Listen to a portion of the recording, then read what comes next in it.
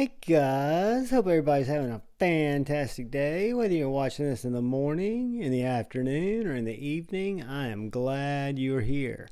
If you get the chance and you're so inclined, please hit that subscribe button down below and hit the bell notification icon. It'll notify you when I upload content, notify you when I go live, when I make posts in the community tab, and it'll help me out by allegedly exposing more people to the video. Thumbs up, thumbs down are always appreciated, as are comments. But guys, I want to get into this, and I want to start with the elephant in the room. You might have seen by the title, this knife is a great knife with a cautionary tale. I do not fault the knife. So anyway, let's get into it. So this is the CJRB Pyrite, an RRP M9 or whatever CJRB artisan steel is, Stonewash blade. And I found out about this knife several weeks ago. I got an email from Atlantic Knife Company, an online retailer, that talking about this being available in titanium, which to me was kind of cool. I'd heard a lot of good things about the Pyrite. I'd always kind of wanted to try one. I wanted to bring one into the channel so I could share my thoughts with you guys. And when it was titanium, I thought, great. So anyway, fast forward, the knife comes in.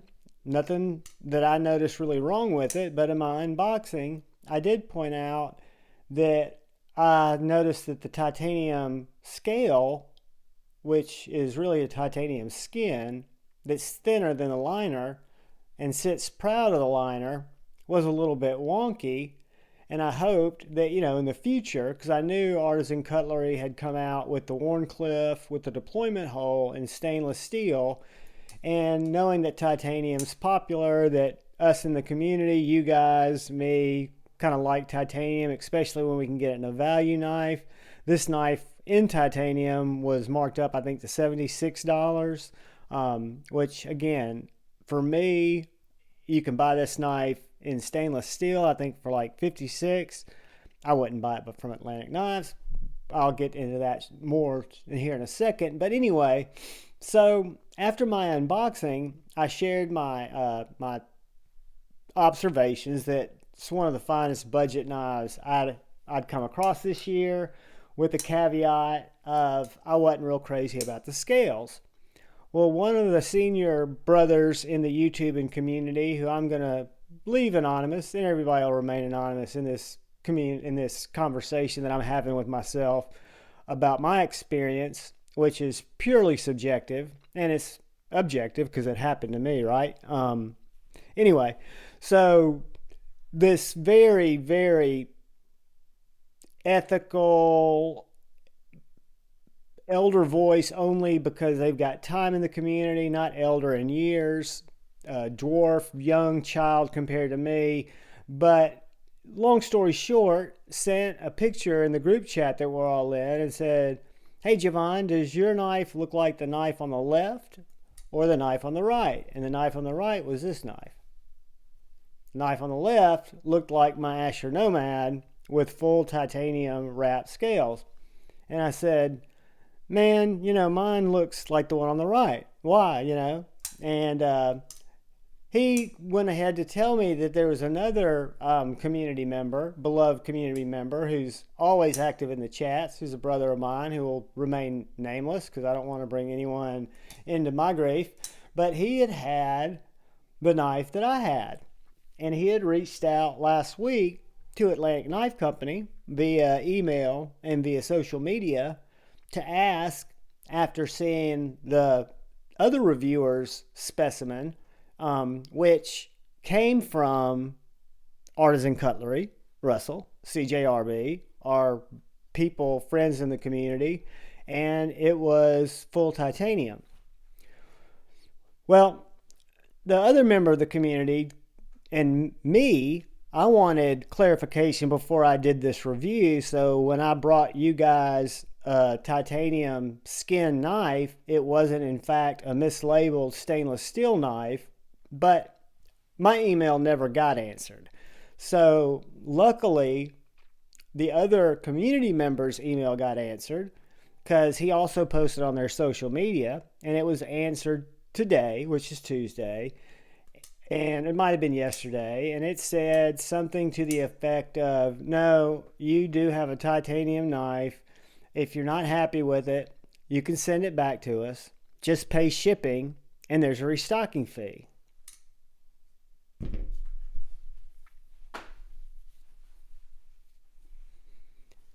If you're not happy with it, now that you've seen the version 2, the one that's really being released, you can send it back to us and pay to ship it, not to mention go to the trouble of boxing it up, not to mention that there was a snide comment, because I read the email, about if you didn't see it in our video. Well, not everybody watches your videos. I don't know how many subscribers you have. I don't care. I just believe in customer service. And when you do promotional marketing, which I am in the business of, especially invasive email marketing, which I've gotten, ironically, 3 spam emails, but no answer to my question. So I'm just doing the review with information that I've gathered from another senior member of the community who everyone knows. And I'm not even going to do the, I could say so many little funny things where you guys would know exactly who I'm talking about, but I'm not going to do it. But another member reached out with the full story. Didn't have to take the time to send me a DM, but knew I was trying to do a review for you guys and my honest opinion of the knife, which is great, by the way. The rant will be over at some point. Y'all saw the unboxing. Remember, I dumped it out. There were no stickers in there. And this is not any issue at all. But another member of the community, who will remain anonymous, it's amazing how when one person has an issue and they reach out to someone in the community or someone who they think's in the community for customer service, that it would be any surprise that they would share their surprise that they weren't getting a reply, and they'd reach out to the community for answers, knowing that the community reviews the same knives and can maybe help them out. It's just, it's, to me, it's unacceptable, right, guys? The way I look at it is all you have to do is answer the question. Yes, you got the version 1. No, we don't buy directly from Artisan Cutlery. They don't know who we are, but we buy from another knife distributor that buys from them. And no, we didn't tell you that there was a version 2 that was already out that you're going to see reviews on. We just sold the knives, which is fine. I love the knife. I have no problem with it. I really have no problem with it looking like a stainless steel knife and being heavy and being kind of clunky, because I know, and in my review, the only wish, my only nitpick was that on the scales. And I know that if you guys go out and get this knife for the same money that I paid for it, yours will have a full titanium scale with an inset liner instead of a super proud ass liner and a little thin scale. So the buyer beware, to quote Atlantic's Knives, is you should look at the video or look at the picture of what you're buying. First of all, Javon will not do business with Atlantic Knives anymore, ever. But if you do, just look at the pictures anywhere you do business, guys. I told you about my scam where I got scammed out of a knife because it looked too good to be true, and I thought it was a legit retailer even though I hadn't heard of them. Now, I have heard of Atlantic Knives. I have one successful transaction with them and one that was shitty. So for me, that's what, batting 500? I don't play baseball or watch baseball, but to me, it's unacceptable. And when I read the email that was kind of disparaging, in my opinion, to another community member, and I'm sure they would argue and say no, because they said in the second email, we gave you a solution. No, you told me I could pay to send a knife that I felt like wasn't properly described to me because I don't watch your YouTube channel, because another member of the community drove 3 hours about 6 months ago to check out Atlantic Knives. It seemed like a road trip till he got there and saw that it was a house on the hill. A house, I don't know if it was on the hill, but it's a residence, guys. It's not a retailer. It's not a place where you can go in and buy knives. But that's not a problem because there are a lot of companies that don't do that, right? They just sell. I know a lot of really good people, OCD for EDC. One of the people I love buying knives from, Christine. You know, there are people that can buy and sell knives, and I'm cool with that. And I'm cool with maybe Atlantic Knives on their little channel that I never watch has said that we sell knives out of our house. That's why, John, when you paid to have expedited shipping, you got an email saying that your label had been printed, and then it sat for 3 days. And no, there was no holiday. This was before the holidays. And then when your knife finally shipped, it showed up 2 days later. So, you know, and that was, I think, $6 or $8 that I paid. I don't remember exactly which. But anyway, great knife. Y'all saw me spine whack test it in the unboxing. If you didn't, it passes a spine whack test. Knife is great. Customer service sucked. Cost them a customer. Actually cost them several customers because I know the people that tried to deal with them on this knife, and I think it was more than one, because this knife was, again, not because people were browsing their luxurious website. It was because they have an email campaign that if you've bought something there and put in your email address, you might have checked a box that said get email, which most of us do. We don't mind that. I'm just saying it was unsolicited, and it's what led, I'm sure, to not just me deciding to bring this in for you guys at the channel. And I'm glad I did, because the knife is great, and I know that the new version is even better because it's what's really available through the retailers you guys will buy it from, hopefully. And it is a more of a refined tie specimen. This is, I guess, exactly as it was described. But those of us that watch legit reviewers that we've watched for years might just assume that there's one version of this knife. And I'm here to tell you that there are two versions of this knife. And I don't think anyone else has this version of the knife, but it's possible. Luckily, Atlantic Knives sold out of it because it's no longer available on their site. They do have the stainless steel one that looks oddly familiar. But what I did is, you can tell the color's a little different. And I took the clip off. It has T6s on the body, T8 on the pivot. Took the body screw out. Tried to get the pivot loose. It's not a captive pivot, another negative, but it's a nitpick.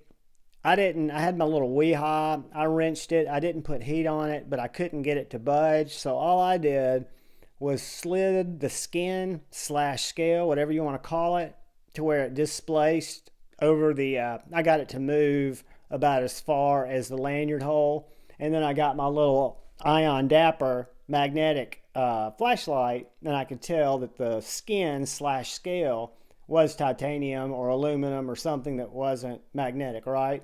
Because the liner, it would stick to, the scale it wouldn't. Slid it back together, put it back in my pocket. After putting the screws in it, I did not want to strip them. But the knife, again, guys, fantastic knife. I'm really excited to get the Wharncliffe version and I'm going to wait. Haven't been told that they're making it in titanium. I've only seen it in steel.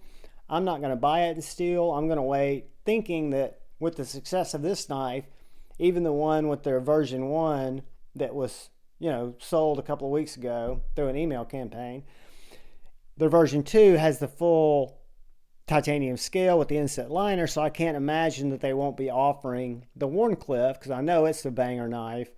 But guys, this is a very good knife. It's not, I'm not going to say it's the best yet.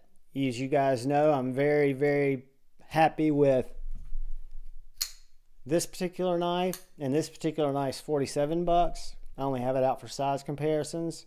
But this pyrite's good. CGRB did it right. They did a great job with customer service, kind of unwiring the mystery of this particular specimen. And it's great when a manufacturer says, yes, that's a legitimate knife. And it's, it was one that we didn't know that many were out there, blah, blah, blah. And they weren't necessarily, and I might have that part of it wrong, but what I read was, yeah, this is a legit knife, but that's not the one that we've got on our website. That's not the one we're selling now. And I'm sure there's leftover stock, whatever. Anyway, I'll bury the details, but there was a lot more of the story. There's a lot more that I found out. And I will, before I do my size comparisons on this awesome knife, even though I felt like I was kind of misrepresented on it, I would have still bought it, so I'm not disappointed about that. I'm disappointed that other people in the community are kind of bummed out because I brought it in. I can make content with it. I can, eventually give it away on a live stream. It's not, but somebody and several people bought this to carry it, and they loved it. And it's, again, a great knife. But when you find out that you could have, at a different retailer gotten one that had, legit tie scales, more legit tie scales, we should say, and your questions were answered from the person that you bought it from to kind of put your mind at ease, it would all be great. But that didn't happen. That's why I will not do business with Atlantic Knives. But let's do some size comparisons. So the CJRB Pyrite, fantastic knife. One of the best budget knives that I've handled this year. One of the best budget knives that I've handled. Cold Steel 4max, much bigger. Civivi Baby Banter, much smaller.